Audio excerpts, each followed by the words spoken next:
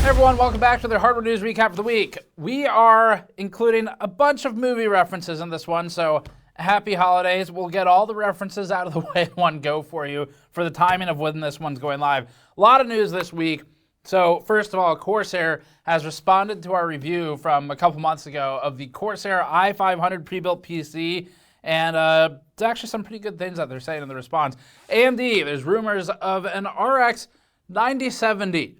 That's right. We apparently didn't learn our lesson from changing the name from the RX 580 to the Fury to the Vega Frontier Edition to the Vega 56 to the, what was after it? This is the problem.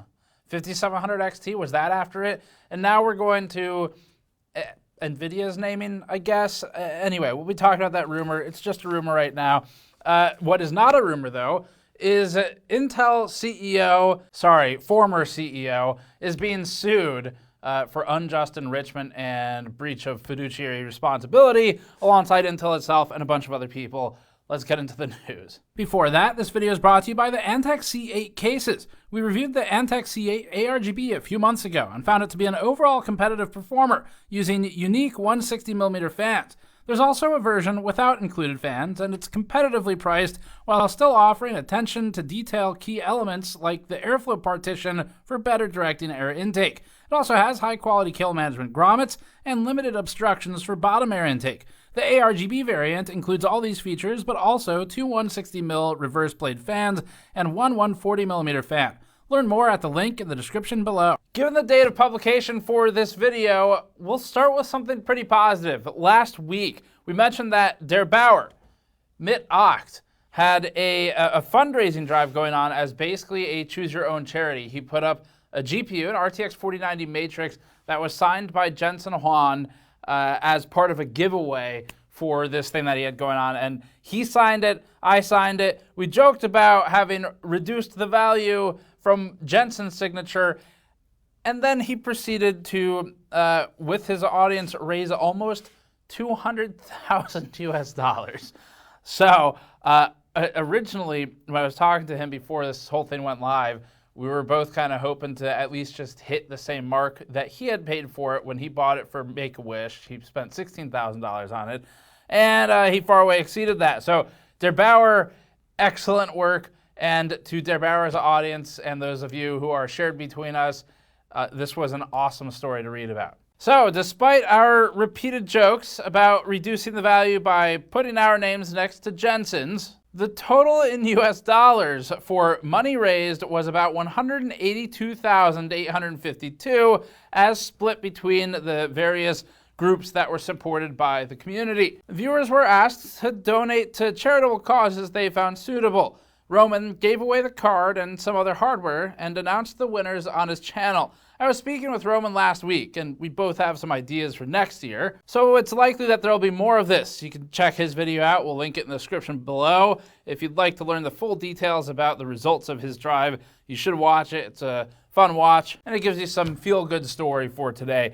Phenomenal job to Roman and to the community for raising so much, and especially this time of year, and we're looking forward to next year because I was already talking to him about what we might do. Okay, in the news, so we've got some rumors to start us off. Rumors have been circulating again about some alleged NVIDIA RTX 50 series specs with varying degrees of potential accuracy. First up, videocards.com reportedly spotted some Acer data sheets which highlight how the RTX 5090 will feature 32 gigabytes of GDDR7 memory.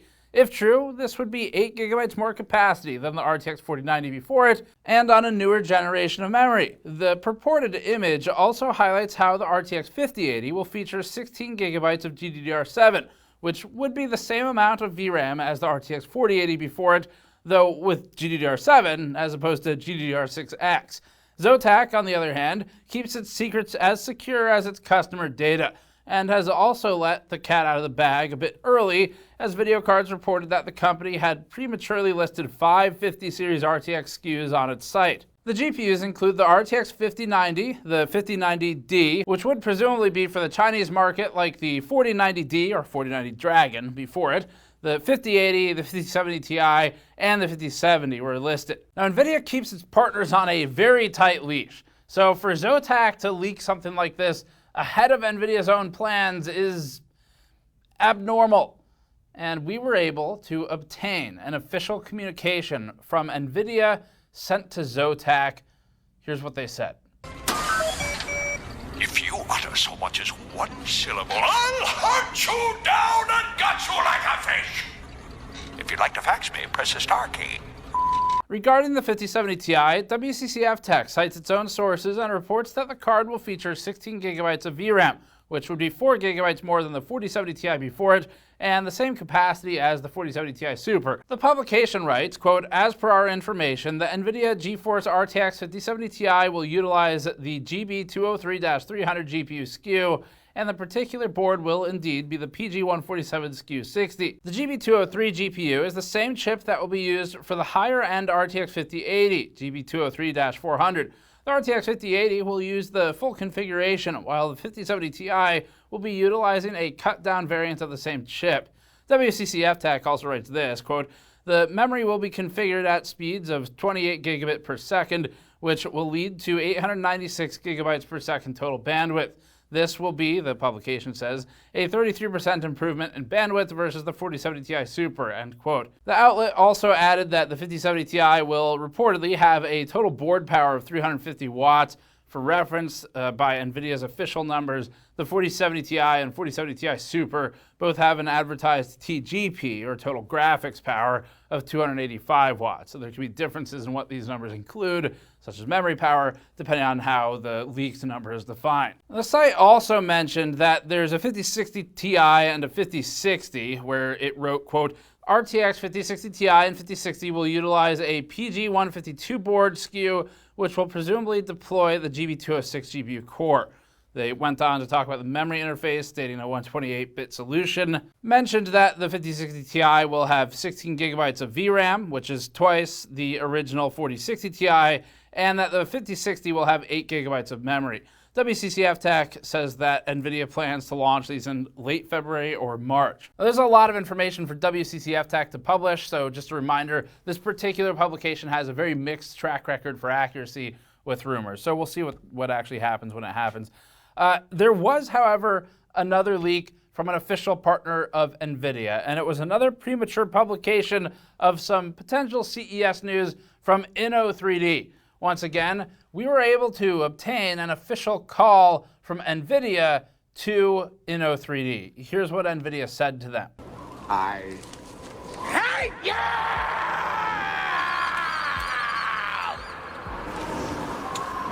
Aaron B. Benson who? I hate you. Hate, hate, hate, hate, hate, hate. Double hate.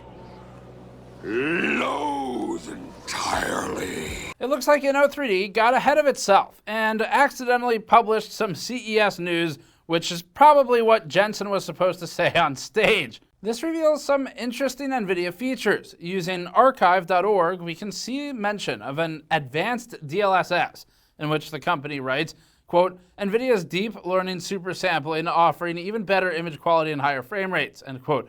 The news, which has since been taken down from Inno3D's website after probably NVIDIA called it very angrily, also mentions, quote, enhanced ray tracing with elaboration that states, quote, improved RT cores to deliver more realistic lighting, shadows, and reflections in games. The post also mentions what's called neural rendering capabilities, and it speaks of, quote, revolutionizing how graphics are processed and displayed. Other bullet points include AI-enhanced power efficiency, looking forward to whatever that means, improved AI-driven upscaling, and generative AI acceleration. Let's AI move to the next story. Corsair responds to our i500 pre-built review. We reviewed I think it was about $5,000 pre-built from Corsair several months ago. This was the i500 mini tower PC. It's still on the floor behind the camera. We should really do something with that. But we'll deal with that later. So the i500 was not particularly well received, as evidenced by the fact that I have left it on the floor behind the camera for like 2 or 3 months now. The company had major problems. They included underperforming against the spec, where the i9-14900K in some situations was effectively like an i7 class CPU because of how horribly misconfigured the pre-built was. They had a 4090 with overheating memory because of thermal pad contact and issues with the cooler. They had fans that were mapped to the wrong component, so there was like a GPU fan on a CPU radiator and vice versa, and generally a bad configuration for the parts. You can find that in the review. But in the time since, Corsair has been working away like Santa's elves, trying to figure out what they could possibly do to fix this, and it sent us this comment recently. Quote, with the higher power requirements of NVIDIA's 40 series GPUs and Intel's 14th generation CPUs, it became necessary to redesign the original enclosure and cooling solutions into what became the Corsair One i500. Unfortunately, Corsair says, the combination of CPU and GPU in that specific model simply exceeded our anticipated thermal requirements and as a result did not meet the performance standards we aimed for. So, we're going to do something about it. First, we've ceased production of this SKU and no longer offer it, as it does not meet our performance standards. For customers who already have an i500 with the Intel 14900K and NVIDIA 4090 and are unhappy with the product, we will offer a couple of different solutions. One is return the unit for a full refund, no questions asked. Second, should you want to keep the unit and you are unsatisfied with how it performs, we will have something for you also.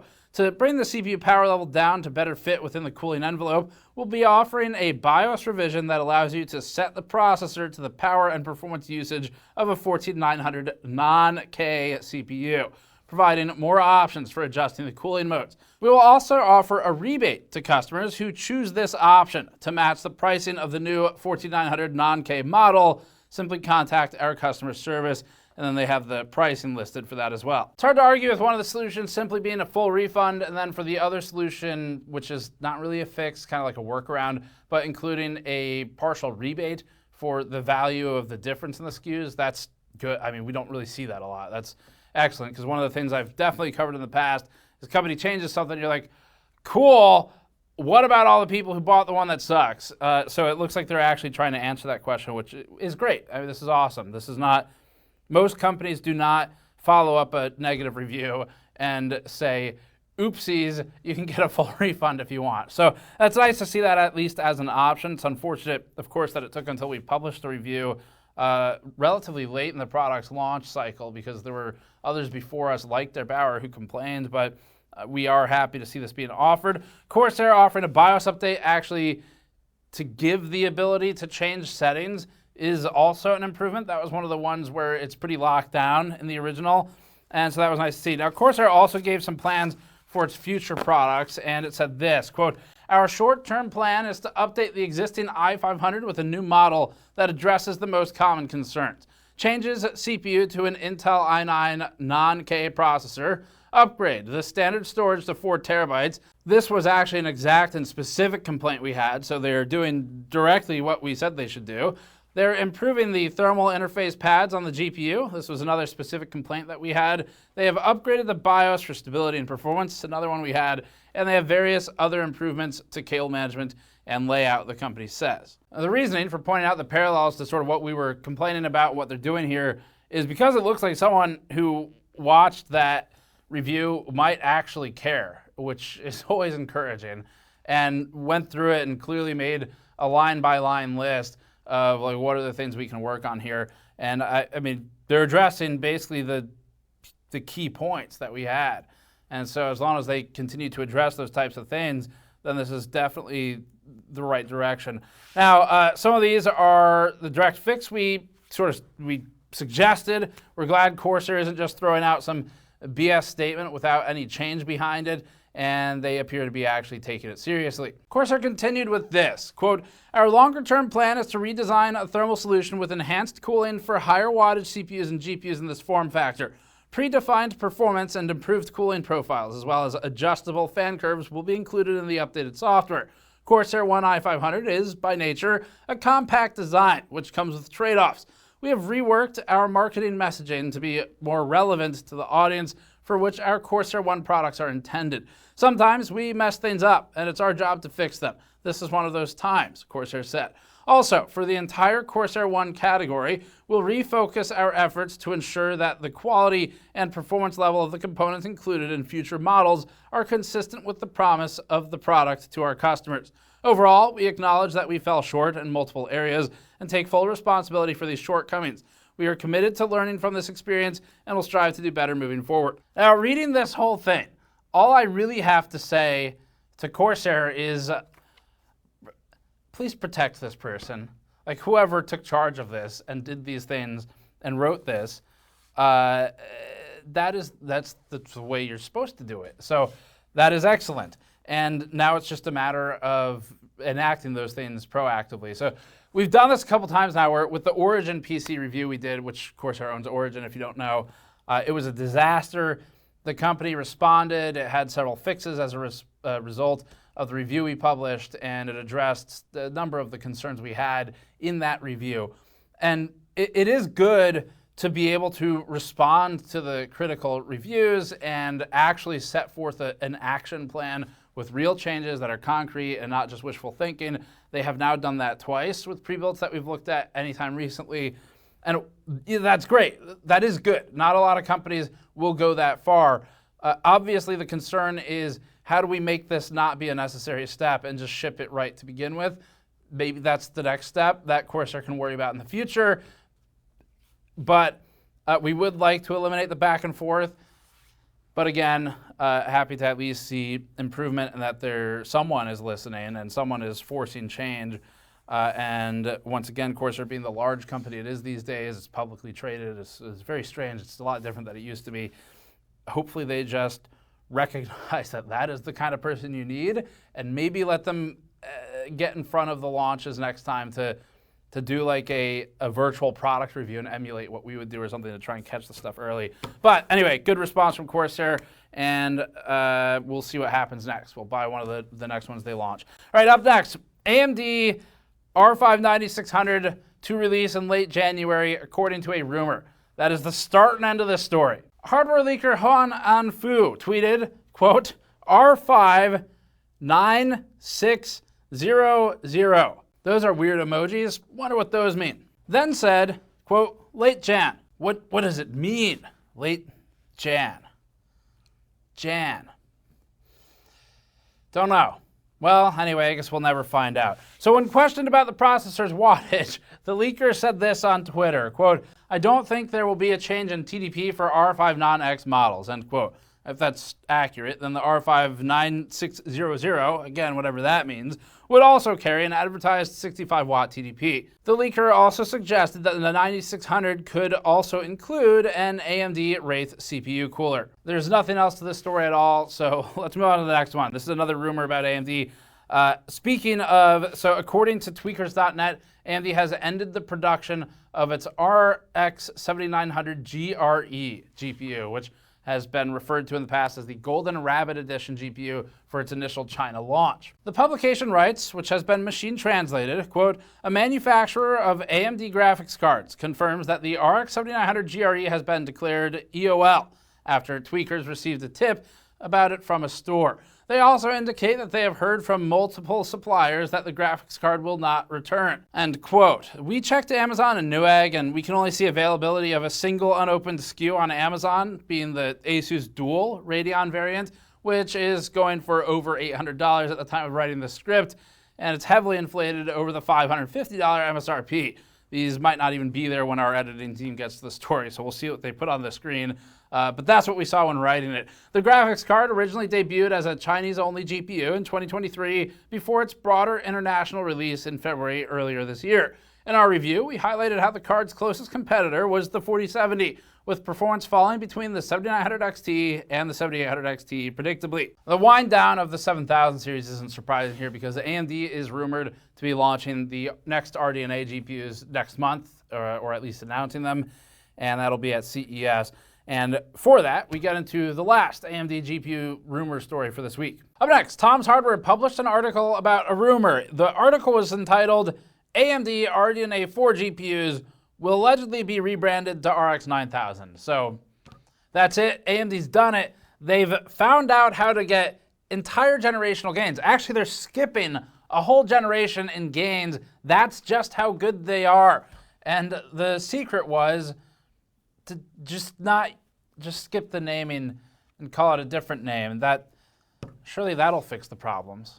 Twitter leaker Momomo_US posted an image showing GPU selection in a drop-down that listed AMD GPUs named RX 9070 XT and RX 9070, which would mark a departure from the now few generation old naming scheme from AMD and probably longest running consistent one. Until now, the assumption was that the next generation would be named RX 8800 or similar. So again, in recent years, we have had the RX 580 and the sort of 300s, and actually they changed other stuff too. I forgot about these. Before RX, there was the was it 7 and 9? I think it was 7 and 9, like the R7 270 or something like that. You can correct me in the comments. But the point is, AMD can't keep its naming straight. This is a big problem because the average consumer isn't going to be able to keep up with it. I have to go to Wikipedia like every time I want to remember AMD's names from a couple generations ago because they keep changing them. So they had the R number series and then the RX series with the 3 digits, like the 580, then the Fury and the Fury X, I think it was in that order, or it may have been flipped, but that's just part of the point, so it doesn't matter. There was Vega Frontier Edition, which was sort of a copycat of NVIDIA's Founders Edition when it launched, then Vega 56 and 64, which was very short-lived in just like those two models. The 5000 series, the 5700 XT, 6700 XT, 7700 XT, and so forth. So like now they're starting to hit their stride, and they're like, you know what? Maybe not. But that's assuming the rumor's true. So if it is true, I'm going to have a lot to say about this in about a month, and I will preemptively thank AMD for the content. If it's not true, then hopefully we can just stick with something like the 8800 or whatever that people have grown used to at this point. Anyway, whatever. We'll see what happens. It'll be fun times. Up next, on December 20th, days after the successful launch of Intel's Arc Battlemage B580 GPU, the company posted a driver update with a number of fixes. Intel's patch notes indicate fixes for a few games using Vulkan, Elden Ring stutter fixes, Homeworld 3 application fixes for crashes, and F124 with stuttering when using certain ray tracing settings, alongside some noted visual corruption during some scenes being fixed. Among these fixes is included one for The Crew Motorfest, although we think Intel should have just waited for Ubisoft to kill that game too. Intel's other patch notes lay out a number of known issues, including for Skull and Bones, F124, Vegas Pro, Lightroom Classic, and some other situations. We assume if they're known issues, they're probably working on them. And speaking of B580, the launch went pretty well. So we briefly talked about this in the last news episode, but there's a little bit more to the story now. So the card sold out basically instantly. It's been rapidly bought with each restock that we've been able to spot. And Intel told The Verge this when it asked about the stock. Intel said, quote, "Demand for Arc B580 graphics cards is high, and many retailers have sold through their initial inventory. We expect weekly inventory replenishments of the Intel Arc B580 limited edition graphics card," that's the one they make, "and we're working with partners to ensure a steady availability of choices in the market," end quote. Now, taking our own inventory of Intel's inventory, the B580 is currently out of stock at its $250 MSRP on Newegg with an ETA of, at least when we wrote this, early January. It's a January 3rd or something. Gunner models remain up at $380 and $430 and are often available because you absolutely should not pay that much money for these cards. It's a good card. Please do not reward partners or third-party sellers or scalpers, really anybody who's selling a base $250 product for $400. Please don't reward that behavior. It is, for you as a consumer, an absolutely terrible purchase at that price. It's extremely competitive in the 200s, and that's where the card really shines. But $430 is insane. Hopefully you can just wait a couple weeks and catch one of the restocks or something. But that's just too much. Is this too much? The situation's similar over on Amazon in the US, where the card is going for $400 and over. While Intel's previous Alchemist video cards failed to gain much traction, in our review of the B580, we praised the card for its tremendous improvements over Intel's first-gen discrete GPUs. The fact that Intel was able to ship in time for the holidays at a reasonable price point, while NVIDIA and AMD have only teased next-gen GPU announcements in early 2025, gives Intel a head start in the market. Now, regardless of how many Intel's able to sell, here's sort of our view of this, where Intel was able to utilize this isolation in December, where it's not really competing with them for announcements, to get one message across, which was, hey, we think we've fixed it. And that message was well received. Obviously, it still has issues. We talked about those in the review where they exist. But broadly speaking, Battlemage is a massive improvement over Alchemist.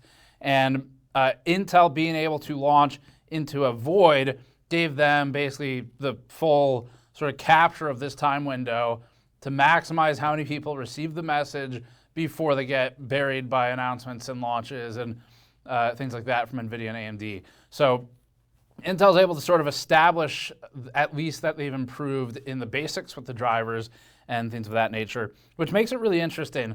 Now, we'll see in a month, it's possible that NVIDIA and AMD launch things that compete directly with the B580, but with Intel's pricing, it'd be a shocker if NVIDIA came down like that. It'd be nice, but NVIDIA hasn't really shown a whole lot of willingness to make these sort of $200 type cards in recent years. AMD, a little bit of a different story. We just don't know what they're going to start with. But the only rumors so far about a 9070 or an 8800 before that. So we'll see. All right, next one. Intel's former CEO and chief executive guy who said this, Papa's here, is now being sued. He and Intel and actually some other defendants are being sued by the LR Trust, and they're seeking a jury trial for a stockholder complaint. The lawsuit effectively boils down to a misrepresentation of the company's ability to hit objectives and to mismanagement, according to the suit. The abstract states this, quote, plaintiff, the LR Trust, brings this shareholder derivative action on behalf of Intel Corporation against officers and directors of the company for violations of Securities Exchange Act of 1934, breaches of fiduciary duty, aiding and abetting breach of fiduciary duty, unjust enrichment, and waste of corporate assets, end quote. It cites public filings, press releases, conference calls, news reports, and other materials as evidence. The filing states this, quote, this is a stockholder derivative action brought against certain current and former directors and officers of Intel for their violations of the federal securities laws, breach of fiduciary duties, and other misconduct, which resulted in substantial damage to the company and its stockholders, end quote. The suit notes Intel's IDM 2.0 strategy and its intent to use its foundry as a service for external partners. The suit also highlights Intel's intent to report IFS differently, states Intel's highlighted major drops in revenue and profit, reinforces that in Bullet 7, and then notes, quote, Intel's worst daily stock performance since at least 1985. Wow, what a year.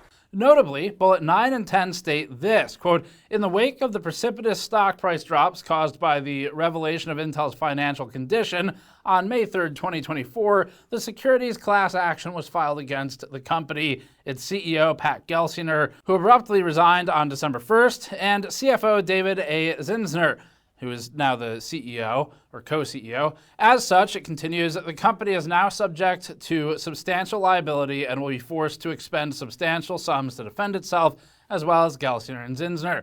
As a result of the individual defendants' breaches of fiduciary duty and other misconduct, Intel has sustained substantial damages and irreparable injury to its reputation. The company's directors are neither disinterested nor independent. In the absence of this action, Intel will neither recover its damages nor properly remediate the weaknesses in its internal controls and corporate governance practices and procedures. End quote on all that. The plaintiff is a shareholder. They have, according to this, 2,000 shares of Intel stock dating back several years.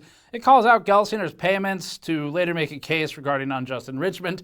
The table notes Gelsinger's payments had about $1 million per year, plus $140 million in stock awards when he signed on, about $9 million of such awards in 2022, another $12 million in 2023. The table highlights various other forms of compensation, and all totaled, tallying the rightmost total column, the table has Gelsinger at $207,060,500 of compensation in 3 years. This is for the man who recently helmed the company while laying off nearly 20,000 people and taking away coffee and fruit in a major hit to morale. Although, to their credit, from what we understand, they brought back the free coffee, so that's good.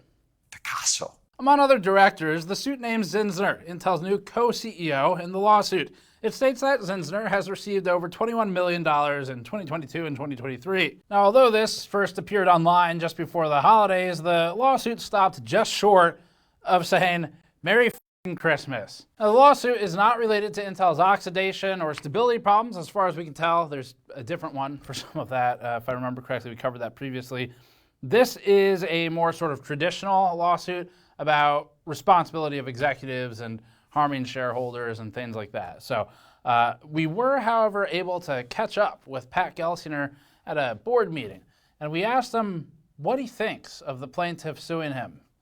He went on record to say this. He's an angry elf. Finally, as a fun final story, Jimmy saw this one last week. There's a bakery, it's called Hillegas Bakery in Brownsburg, Indiana, that's picking up some internet notoriety. And that's because the bakery is still using the Commodore 64 for some of its systems.